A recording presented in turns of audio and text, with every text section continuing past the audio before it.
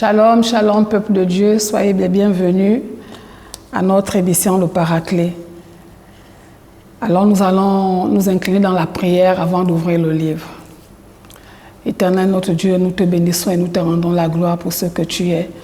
Nous te rendons la gloire pour ces moments, éternel notre Dieu. Saint-Esprit, merci parce que tu es là, toi le fidèle ami, notre compagnon de tous les jours. Toi qui nous enseignes, toi qui nous révèles les mystères cachés de la parole de Dieu. C'est de toi que nous avons encore besoin cet après-midi. Alors prends l'absolu contrôle de ces moments et conduis-nous encore dans toute la vérité pendant ces moments d'étude. Au nom de Jésus. Amen. Bien-aimés, soyez les bienvenus, comme je disais tout à l'heure, que Dieu nous bénisse. Alors cet après-midi, nous nous exhortons autour du sous-thème « Rien n'est trop tard ». Notre grand thème de l'année est le Dieu qui s'appelle « Je suis ». Donc cet après-midi, nous sommes dans le sous-thème « Rien n'est trop tard ». Et nous aurons pour texte, nous allons lire dans le livre de Genèse, le chapitre 17, les versets 15 à 19. Genèse 17, 15, 19. Allons-y. Dieu dit à Abraham, « Tu ne donneras plus à Saraï ta femme le nom de Saraï, mais son nom sera Sarah. Je la bénirai et je te donnerai d'elle un fils. Je la bénirai et elle deviendra des nations. Des rois de peuples sortiront d'elle. » Verset 17. Abraham tomba sur sa face, il rit et dit en son cœur, « Naîtrait-il un fils à un homme de 100 ans? Et Sarah, âgée de 90 ans, enfantera-t-elle? » Et Abraham dit à Dieu, « Oh, qu'Ismaël vive devant ta face. » Dieu dit, « Certainement Sarah, ta femme, t'enfantera un fils et tu l'appelleras du nom d'Isaac. J'établirai mon alliance avec lui comme une alliance perpétuelle pour sa postérité après lui. » Allons-y encore dans le livre de Romains, le chapitre 4, les versets 18 à 21. Romains 4, 18 à 21. Il est écrit, « Espérant contre toute espérance, il crut en sorte qu'il devint père d'un grand nombre de nations, selon ce qui lui avait été dit, telle sera ta postérité. Et sans faiblir dans la foi, il ne considéra point que son corps était déjà usé, puisqu'il avait près de 100 ans, et que Sarah n'était plus en état d'avoir des enfants. Il ne douta point par incrédulité au sujet de la promesse de Dieu, mais il fut fortifié par la foi, donnant gloire à Dieu, et ayant la pleine conviction que ce qu'il promet, il peut aussi l'accomplir. Alléluia. Je disais que notre sous-thème de cet après-midi est « Rien n'est trop tard ». Donc l'histoire d'Abraham et sa femme Sarah est un parfait exemple qu'il n'y a pas une chose telle que trop tard avec notre Dieu.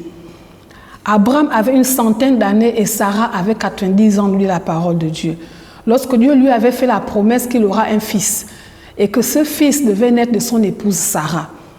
Alléluia, Dieu avait fait la promesse à Abraham. Il n'avait pas d'enfant jusqu'à ce temps-là. Et nous voyons même lorsque Dieu lui fait même la promesse, la Bible nous dit qu'au verset 17, Abraham tomba sur sa face, il rit et dit en son cœur, « Naîtra-t-il un fils à un homme de 100 ans et Sarah, âgée de 90 ans, enfantera-t-elle » Abraham était avancé en âge. Humainement par là, c'était impossible de pouvoir avoir un enfant à cet âge-là. Alléluia. Et lorsque nous avons lu le livre de Romains, le livre de Romains au chapitre 4, les versets 18 à 21, la Bible dit que contre toute espérance, alléluia, Abraham n'a pas douté à la promesse que lui avait faite le Seigneur. Mais Abraham a cru à ce que Dieu lui avait dit. Il dit, espérant contre toute espérance, il crut en sorte qu'il devint père d'un grand nombre de nations, selon ce que lui avait dit, telle sera ta postérité. Et sans faiblir dans la foi, il ne considéra point que son corps était déjà usé, puisqu'il avait près de 100 ans, et que Sarah n'était plus en état d'avoir des enfants.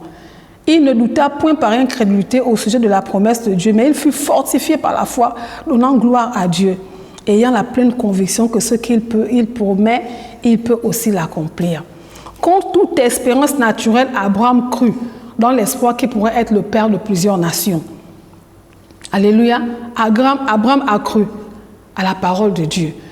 Et lorsque nous lisons l'histoire, parce qu'Abraham a cru, parce qu'il a espéré, il n'a pas douté, au temps fixé, Isaac est né. Alléluia. Certaines personnes perdent souvent espoir, se demandant pourquoi elles n'ont pas de travail, pourquoi elles n'ont pas de promotion à leur travail, pourquoi elles n'ont pas de contrat pour les affaires, pourquoi elles n'ont pas d'argent, pourquoi elles n'ont pas d'enfants, alors qu'elles sont chrétiennes, alors qu'elles prient, alors qu'elles jeûnent. Et d'autres râlent même au sujet des promesses de Dieu, parce qu'elles tardent à s'accomplir. Dieu a promis que tu auras ceci, Dieu a promis que je ferai ceci dans ta vie. Mais comme la prophétie tarde à s'accomplir, nous nous détournons parfois du Seigneur. Alléluia. Et c'est l'attitude que nous avons dans la maison de Dieu, en tant qu'enfants de Dieu. Le problème, lorsque nous voyons ces deux cas de figure, c'est l'incrédulité, bien-aimés. Que ça soit pour celles qui râlent, que ça soit pour celles qui se posent des questions. Mais pourquoi je n'arrive pas à me marier? Mais pourquoi je suis mariée, je n'arrive pas à avoir d'enfants? Mais pourquoi Dieu, pourtant ta parole dit ceci? En fait, en réalité, quand on regarde bien, c'est l'incrédulité. La Bible dit qu'Abraham n'a pas douté, mais il a cru. Alléluia. Abraham n'a pas douté, mais il a cru. Le problème commun de ces deux catégories de personnes-là, ce n'est que l'incrédulité, le manque de foi, la faiblesse de foi, ou carrément, ces personnes n'ont carrément pas de foi. Alléluia. Dans la notion d'incrédulité, il y a l'infidélité. L'incrédulité, c'est le manque de foi ou la faiblesse de foi. Et lorsqu'il y a faiblesse de foi, lorsqu'il y a manque de foi, il y a infidélité. Parfois, lorsque tu as attendu la promesse de Dieu et que tu vois que la promesse ne s'accomplit pas, à un moment, tu te retournes et tu vas chercher ailleurs. Alors là, tu deviens infidèle à ton Dieu. Mais nous voyons qu'Abraham est resté centré sur la promesse de Dieu. Abraham n'a pas douté. Alléluia. Il n'a pas remis la parole de Dieu en question. Il ne s'est pas retiré, mais il est resté ferme, centré sur la promesse. Il n'a pas contesté avec Dieu, parce qu'il était persuadé que Dieu est celui qui amène à l'existence les choses qui n'existent pas. Le problème ne vient pas de Dieu, mais le problème vient de toi et moi. C'est notre incrédulité qui nous amène là, à cet endroit-là. Dieu n'est jamais en retard. Alléluia. Lorsque nous lisons l'histoire de Lazare, allons dans le livre de Jean au chapitre 11. Jean, le chapitre 11. Vous irez lire, l'histoire est longue, vous lirez du premier verset au verset 44 à la maison. Donc moi, je vais survoler certains versets. En Jean 11, les versets 1 à 44, vous lirez ça chez vous. C'est l'histoire de Lazare, le frère de Marthe et Marie, qui était malade.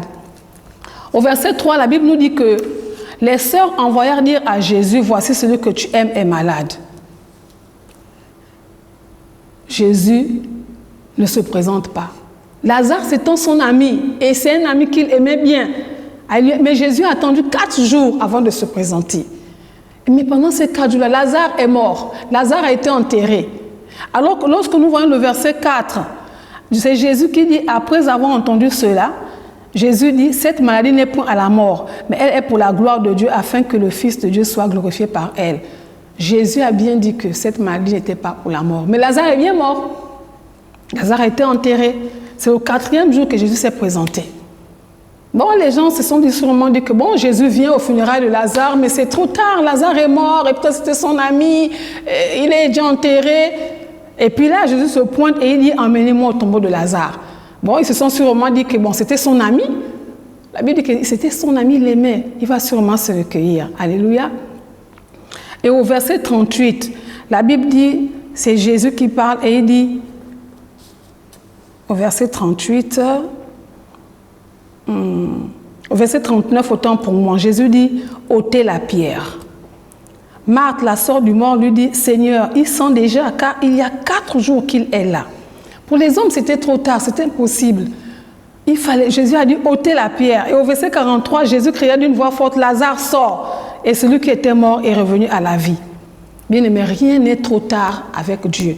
Humainement parlant, on peut se dire que non, Jésus est arrivé trop tard, parce que Lazare est mort, il a été enterré, et puis c'est terminé, et Jésus vient encore faire quoi alors là?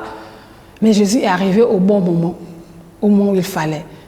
Il a dit, Lazare sort, et Lazare est sorti du tombeau.